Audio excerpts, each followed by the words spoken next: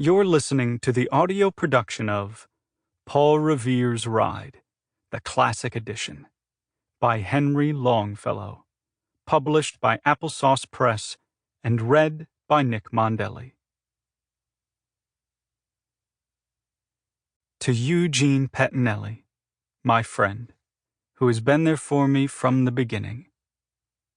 C.S. Listen, my children, and you shall hear of the midnight ride of Paul Revere. On the 18th of April in 75, hardly a man is now alive who remembers that famous day and year.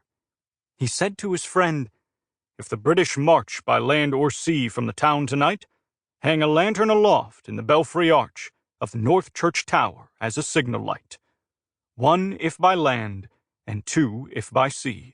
And I on the opposite shore will be, ready to ride and spread the alarm through every Middlesex village and farm, for the country folk to be up and to arm."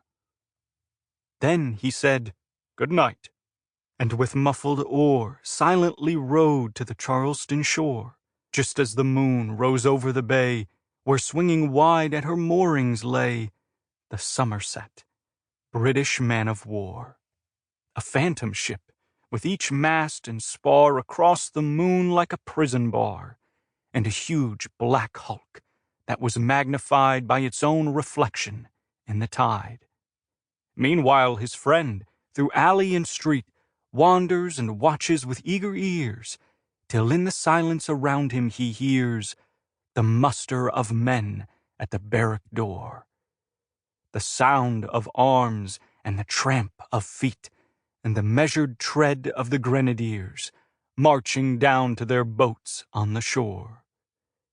Then he climbed the tower of the old North Church, by the wooden stairs with stealthy tread, to the belfry chamber overhead, and startled the pigeons from their perch on the sombre rafters that round him made masses and moving shapes of shade, by the trembling ladder steep and tall, to the highest window in the wall, where he paused to listen and look down a moment on the roofs of the town, and the moonlight flowing over all.